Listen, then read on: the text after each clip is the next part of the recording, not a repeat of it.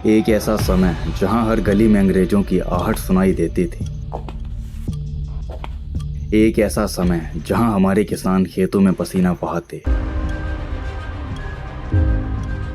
लेकिन उनका अनाज समुद्र के पार चला जाता। एक ऐसा समय जहां सबके घर के फैसले अंग्रेजों की मर्जी से होते थे और अपनी ही मिट्टी पर हम पराए थे। ये था हमारा भारत आजादी से पहले, जहां सभी भारतीयों का जीवन एक अंधकार था। लेकिन इस अंधेरे के बीच एक चिंगारी जल चुकी थी। एक चिंगारी जो सिर्फ एक आवाज नहीं, एक तूफान बनने वाली थी। एक ऐसा तूफान जो बेड़ियों को पिघलाकर एक नई सुबह लाया।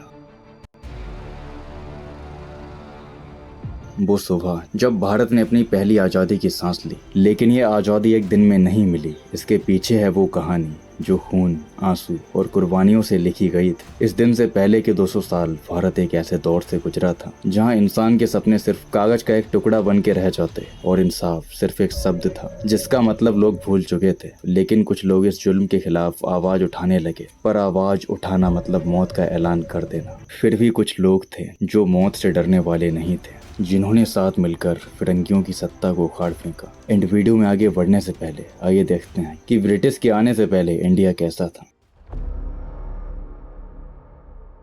17वीं शताब्दी के आसपास इंडिया दुनिया का रिचेस्ट कंट्री था। हमारी जीडीपी वर्ल्ड का 25% थी। बनारस की सिल्क, बंगाल का मुस्लिम, यूरोप में गोल्ड के दाम बिकता था। सभी लोग सुकून से अपनी लाइफ जी रहे थे। लेकिन तभी हमारे इस देश पर ब्रिटिश की नजर पड़ती है और इसके बाद हमारी जीडीपी गिर के 2% रह गई। ये सिर्फ लूट का मामला नहीं था, बल्कि गोरों ने लोगों पर बहुत ही क्रूर अत्याचार करने स्टार्ट कर दिए। 1770 का बंगाल फैमिन, जिसमें लाखों लोग मर गए। क्योंकि जो अनाज हमारे लोग खाते थे वो सब ब्रिटिश शिप्स में भरकर इंग्लैंड भेज दिया गया, जिसके कारण लाखों लोग भूख से तड़पकर मर गए। जस्ट इमेजिन फ्रेंड्स, भूख से तड़पकर मरना कितना दर्दनाक होगा। लेकिन इन फिरंगियों को उस दर्द में सुकून मिल रहा था। एंड ऐसे ही इनका अत्याचार सालों तक चलता रहा। लेकिन फिर 1857 में भारत ने अपनी आज़ादी की पहली लड़ाई लड़ी।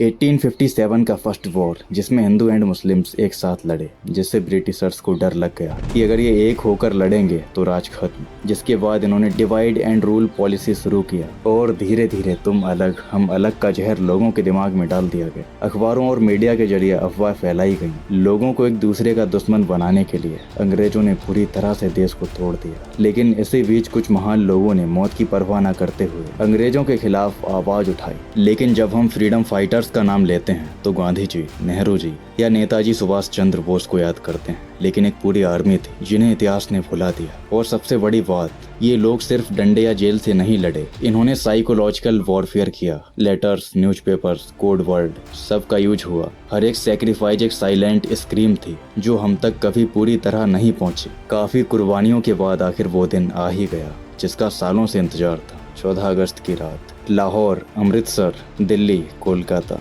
हर जगह कुछ अलग चल रहा था। पार्लियामेंट में Jawaharlal Nehru trust with destiny speech देने वाले थे, लेकिन बॉर्डर पर ट्रेन चल रही थी भरी हुई लोगों और लाशों से, क्योंकि हमारे देश के 2 टुकड़े हो चुके थे। पार्टीशन आजादी का वो शैडो था जिसमें 15 मिलियन लोग अपने घर छोड़ के भागे। 1 मिलियन लोग मर गए। खून का एक समुद्र बहता था। जब 15 अगस्त की सुबह हुई, कुछ लोगों के लिए ये आज़ादी थी और कुछ के लिए अपना सब कुछ खोने का दिन।